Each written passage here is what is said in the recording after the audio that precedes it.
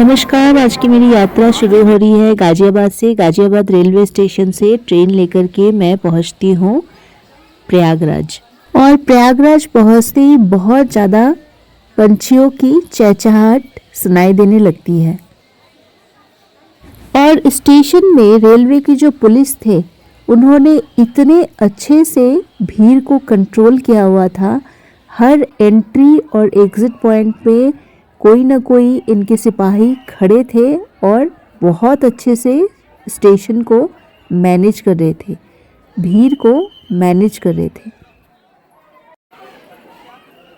कहीं पर भी भीड़ इकट्ठी नहीं होने दे रहे थे। लोगों को कुछ भी अगर जानकारी चाहिए वहीं पे उनको मिल रही थी और बहुत अच्छे से इन्होंने पूरे स्टेशन को मैनेज किया हुआ था, जो कि सचमुच काबिले तारीफ था। ये प्रयागराज स्टेशन के बाहर का है। यहाँ पे मैं एग्ज़िट करती हूँ। प्रयागराज रेलवे स्टेशन से बाहर जब मैं गई तो वहाँ पे मुझे जहाँ पे जाना था, डेस्टिनेशन तक जहाँ पे जाना था, वहाँ के लिए ऑटो मिलने पे थोड़ी सी दिक्कत हुई। पर मुझे एक लोकल की एक बहुत अच्छी एक महिला मिली जिन्होंने मुझे अच्छे से गाइड किया और फिर मैं अपने डेस्टिनेशन तक बहुत आराम से और बहुत कम शुल्क में पहुंच गई थी। पहुंचने के बाद रात को डिनर करके मैं सो गई थी और फिर अगले दिन सुबह तैयार होके मैं निकल पड़ी थी संगम की तरफ। प्रयागराज में मैं अपनी एक फ्रेंड के पास रुकी हुई थी और उन्हीं के जान पहचान के एक व्यक्ति थे जो उस वक्त संगम तक जा रहे थे अपनी बाइक से, तो मुझे भी वो फिर वहीं तक छोड़ देते हैं। जो सज्जन थे जिनकी बाइक से मैं आई थी वो मुझे संगम से कम 2 किलोमीटर दूर चुंगी पे उतारते हैं और वहाँ से मुझे आगे पैदल अपना जो सफ़र था वो तय करना था। और इतनी दूर पैदल चलने का बिल्कुल भी पता नहीं चलता क्योंकि आपके साथ साथ इतने सारे लोग रास्ते में एक साथ चलते हुए रहते हैं, तो थकावट बिल्कुल भी मुझे तो उस वक्त महसूस नहीं हुई। और यहाँ पे दातुन इस तरीके से बिक रहे थे क्योंकि हमारे देश में कई लोग आज भी ब्रश नहीं करते हैं, दातुन का प्रयोग करते हैं। तो यहाँ पे दातुन की सुविधा भी थी, दातुन भी बिक रहे थे। और चलते चलते भारत के विभिन्न प्रदेशों से आए हुए लोग दिखते हैं।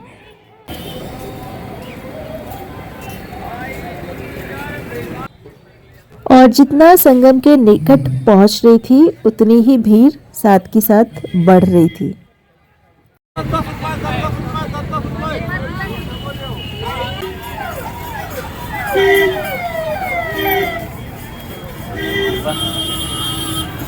सामने जो द्वार दिख रहा है, इस तरीके से कई सारे द्वार प्रशासन द्वारा बनाए गए थे और ये द्वार काफ़ी मददगार साबित हो रहे थे किसी भी लोकेशन को चिन्हित करने के लिए।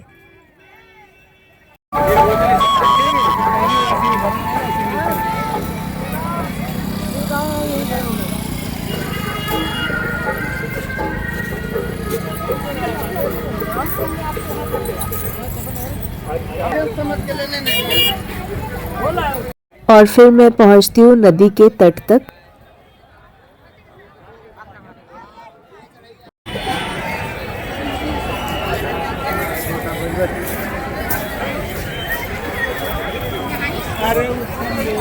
नदी के ऊपर कई सारे इस तरीके के पुल बनाए गए थे ताकि नदी के इस पार से उस पार तक जाने में कोई दिक्कत ना हो, और बहुत ही ज़्यादा संख्या में ये पुल बनाए गए थे। ज़्यादातर व्यक्ति अपने हाथों में मोबाइल लिए हुए फ़ोटो खींचते हुए या वीडियो बनाते हुए नज़र आते थे, मानो हर कोई इन पलों को अपने मोबाइल में कैद कर लेना चाहता हो।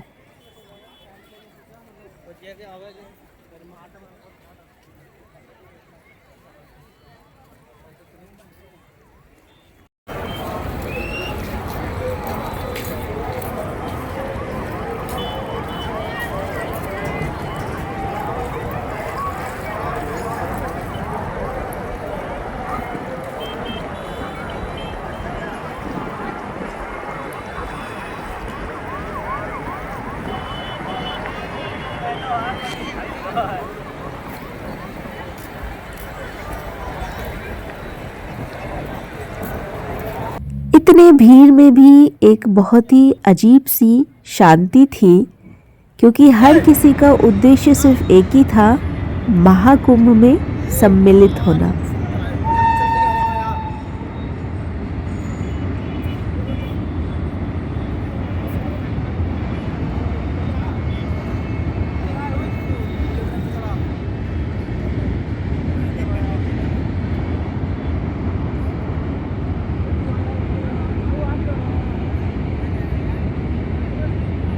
और ये नदी से ही थोड़ी सी दूर में कई सारे टॉयलेट इस तरीके से बनाए हुए थे ताकि पब्लिक को कोई असुविधा ना हो।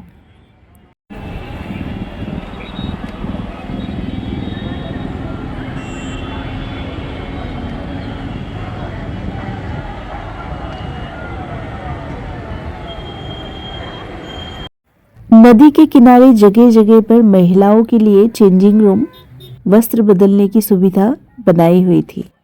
और फिर मैं भी अपने कपड़े बदलकर नहाने के लिए तैयार हो जाती हूँ और फिर एक सुरक्षित सी जगह देख करके वहाँ पे गंगा में डुबकी लगाती हूँ। और ये पहली बार था जब मैं गंगा में स्नान कर रही थी, और जितनी बार, तीनों बार जब मैंने डुबकी लगाई और मेरा सर नदी के अंदर गया, तीनों बार मुझे महादेव का ध्यान आया।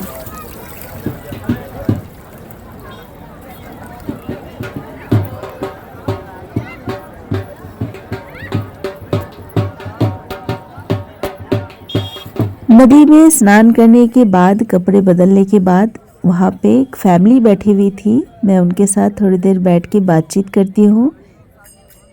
ये जो फैमिली थी ये बिहार से थी और ये अपने घर से चावल और कुछ चीज़ें दान करने के लिए लेके आए थे।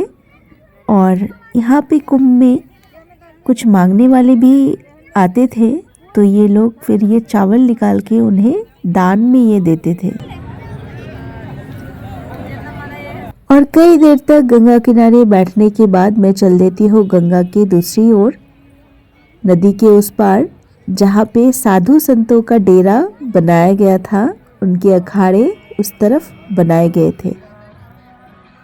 बहुत ही तेज धूप थी, सर्दी तो बिल्कुल थी ही नहीं। स्वेटर भी बाद में मुझे उतारना पड़ गया था।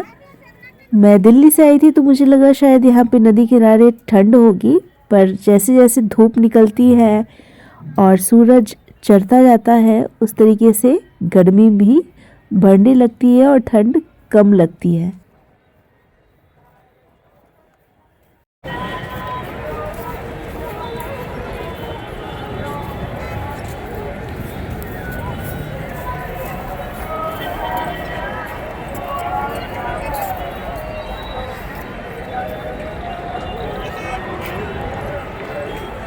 नदी के दूसरी तरफ आते ही शुरू हो जाते हैं साधु संतों के अखाड़े।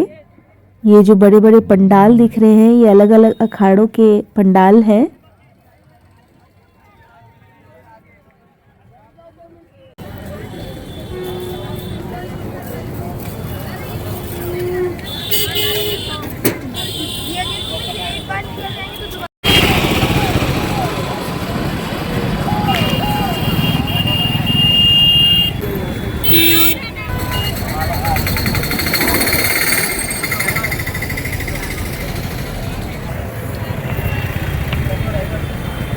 और यहाँ पे एक अखाड़े में मुझे नागा साधु के दर्शन होते हैं।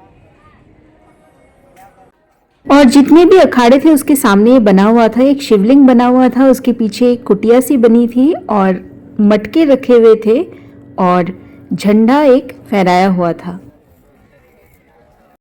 नदी के इस पार जहाँ पे साधु संतों के अखाड़े थे, यहाँ पे पूरे वक्त भजन कीर्तन और भगवान के गाने, इनकी आवाज़, इनकी धुनी गूंज रही थी। और इस अखाड़े से जैसे ही मैं बाहर निकलती हूँ, सामने से साधु संतों का एक अखाड़ा निकलता है।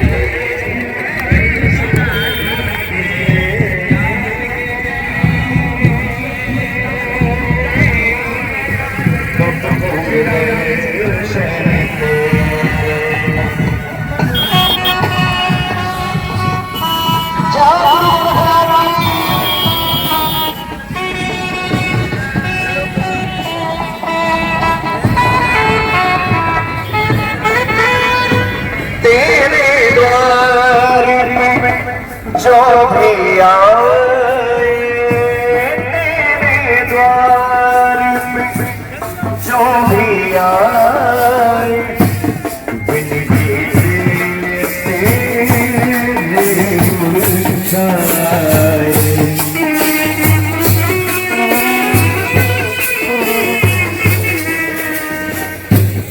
नाम में तेरे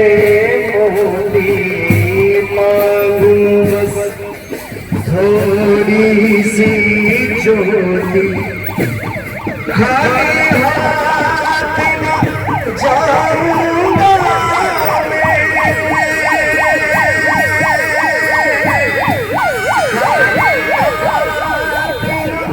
जाऊंगा मैं दाता द्वार से तेरे।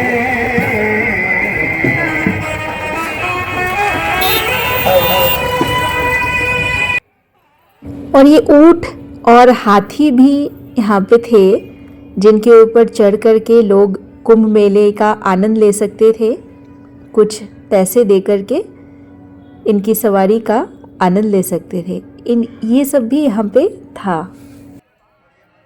और कई सारे साधु संतों के अखाड़ों ने इस तरीके से भोजन का, भंडारों का आयोजन भी किया हुआ था।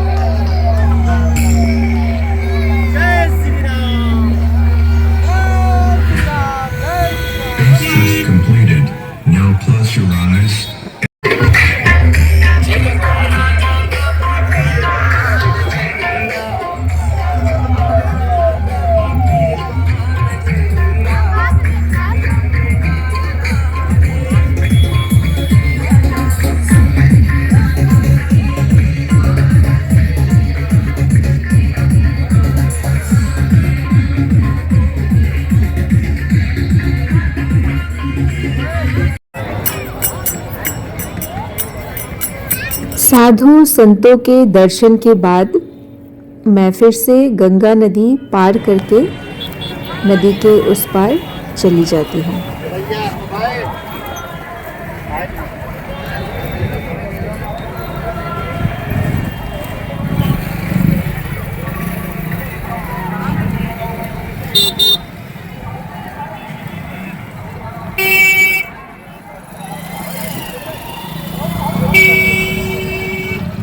और फिर एक जगह पीती हूँ चाय। नहीं अच्छा रहता, मीठा नहीं, रहता। थोड़ा सा दांत को लगता है जी। अच्छा रहता भैया, मिलता है वो उधर पर। ये जड़ है या फल है?